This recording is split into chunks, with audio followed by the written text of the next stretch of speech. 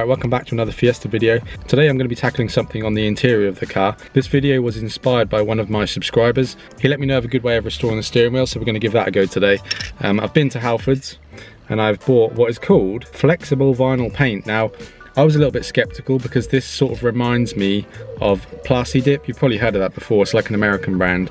And it's like a rubber spray paint that you can peel off your car afterwards, and that seems to be pretty much what this is. It says that you can use it on plastics, PVC, UPVC and vinyl, but apparently according to Ryan you can also use it on the steering wheel. So as you can see in my Fiesta, this is the Z-Tech S, obviously we've got red seats, red door cards and a red steering wheel to match, and obviously over time the colour on the steering wheel is going to fade, and as you can see there's some parts that are still quite red, like here, but in the main areas where you're going to hold, it sort of started to turn black. And at first I thought it was dirty, so I tried to clean it, but it turns out that the colour has actually just faded off of the leather.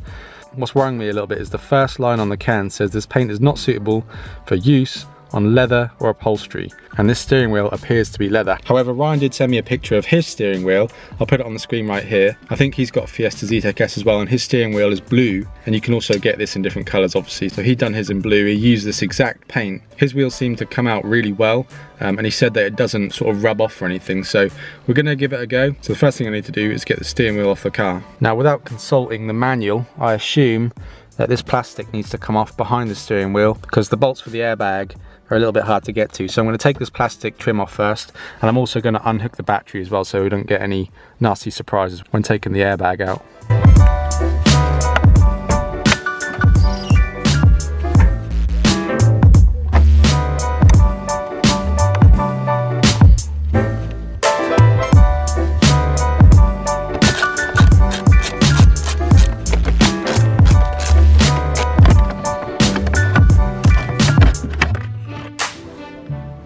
So with that top piece of trim taken out, I might get away with just turning the steering wheel. So I'm gonna unlock the wheel and turn it, and I can probably just about get to the screw in there now.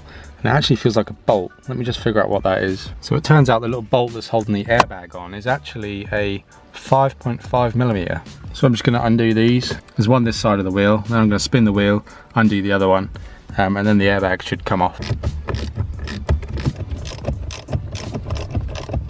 Alright, that's both those bolts now loose, so hopefully, unless there's a third, this should come off. There we go. Then we've just got the airbag wire that goes to the airbag, obviously. Very carefully, we don't want any explosions. There we go, one airbag off. I hate messing with these things. You never know if they're just going to explode on you. So from what I can see, I need to pull these two spade connectors off, the black and the red. Put the wheel in the straight position, so I'm going to have it about there. Undo the nut, and hopefully the wheel should just come off.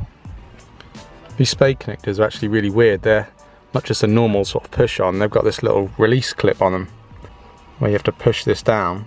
I use my key, or you can use a screwdriver. You have to push that down to release them. I've never seen anything like that before, but they're now off. So I think the last thing remaining is just the center bolt. You can see I've got the steering wheel now in the center position, and it's locked in position as well, so the wheels can't move.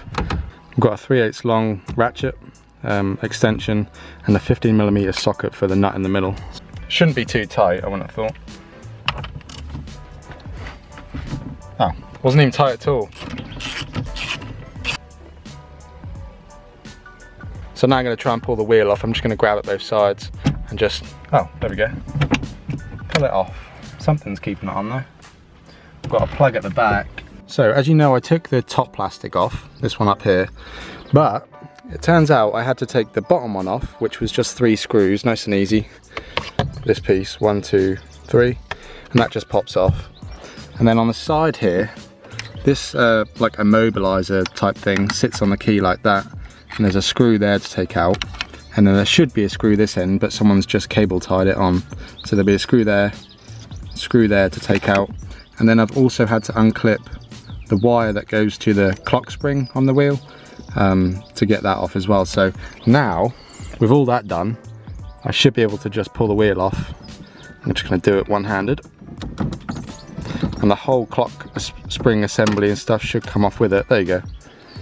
And now we have the wheel off. For some reason that doesn't come off separate. Usually, the wheels I've taken off before, they don't come off with the spring thing on the back like that.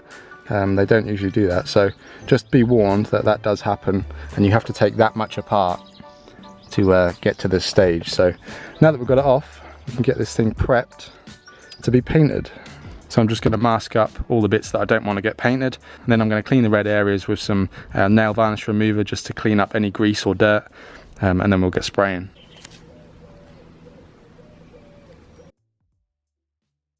Alright, there we are.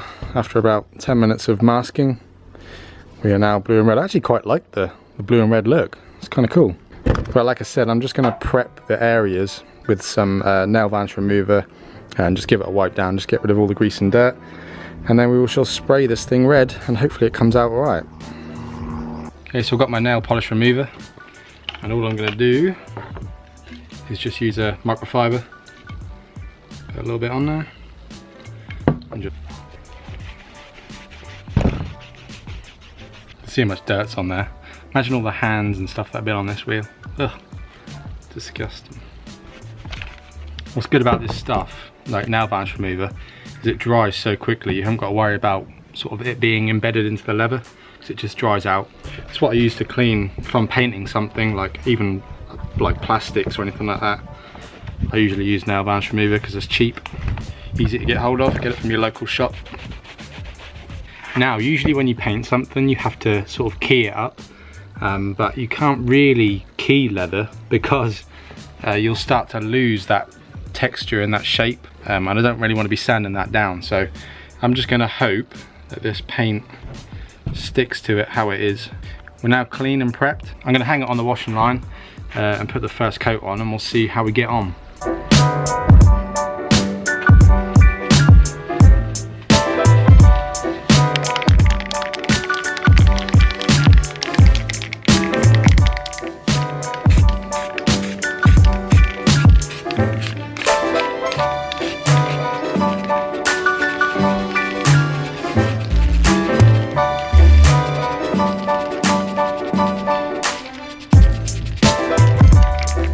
There you go, that's the first coat.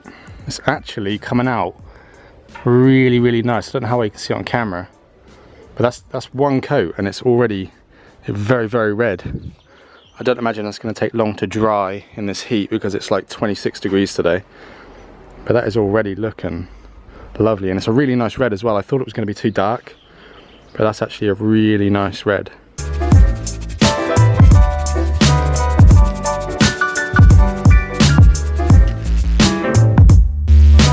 Okay, here we go. This is 4 coats of that vinyl paint, and as you can see, it's covered every single bit of the faded leather, and it's actually come out in a very nice red. Not too bright, just what I was looking for. Now, I did get a bit of overspray in the middle and also a little bit of overspray on the top, but I'll try and wipe that off with some of that nail varnish remover in a minute. But the middle doesn't matter so much because that's where the airbag is going to go, so that's not a problem. So I'm going to go ahead and peel the masking tape off, and then we will go ahead and fit this back onto the car. There's the first look of what it looks like with the black and the red contrast. That looks really nice actually. I am well happy with that. Okay, there we go, there's all the masking tape removed. Had to remove a little bit of overspray from the top of the wheel just there, but the nail varnish remover took that off no problem. And as you can see, this wheel looks 100 times better than it did. That red has come out absolutely beautiful. As you can see, I've got all the texture back in the wheel, and it has covered it absolutely lovely. So much for this stuff not covering leather. It's done an absolutely fantastic job on that, front and back. Look, and where the masking tape was, it's just a nice clean line there from the black leather to the red, and that is going to look so good put back on there. So that's what we'll do now, get this all fitted back up, and I'll show you it when it's all put back together.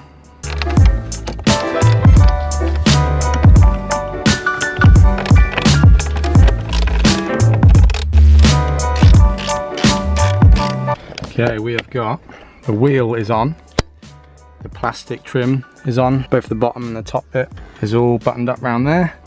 So all I'm going to do is I'm just going to tighten this nut down, and then we can go ahead and put the airbag back on, and that'll be job done. Now this wasn't very tight anyway, so I'm not going to do it too tight.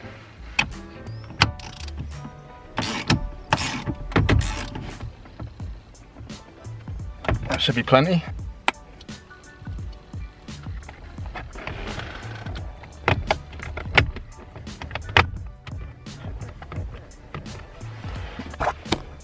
Oh my goodness. Would you look at that? How good does that look right now compared to what it looked like? Wow. I am in awe. So good. So I may have got a little bit too excited and put things back together a bit too quickly. I forgot that to tighten the bolts up for the airbag, you need to have that top plastic piece off. So I've just gone ahead and taken it off again so we can tighten the bolts up for the airbag. Okay, there we are. The airbag is all bolted up. The plastic is all put back together. We are officially done. I've just got to hook the battery back up, but you haven't got to see that. Just going to make sure the horn and stuff still works. I cannot believe how good it looks and how good it feels. It's already pretty dry. I'm going to leave my windows open for a little while whilst the paint fully cures, because otherwise it's going to get really fumey in here. But it's hot enough now that this is probably going to fully cure before the end of the night. So there we go, that is job done on the Fiesta steering wheel.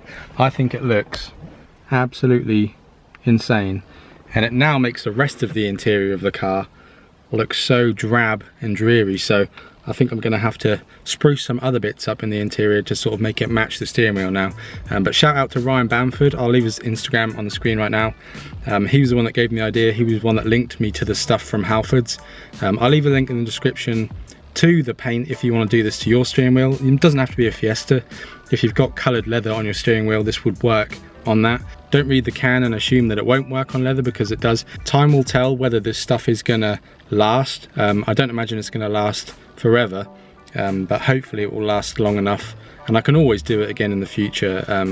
If it lasts a year or two, that'd be absolutely fantastic. It really does liven up the interior, and because you hold the steering wheel and you're looking at the steering wheel most of the time while you're driving, it's really nice to have it looking so fresh and so clean. If you enjoyed this video, make sure you give it a thumbs up. Hopefully it helps some of you out if you're looking to do the same, and I'll see you in my next video.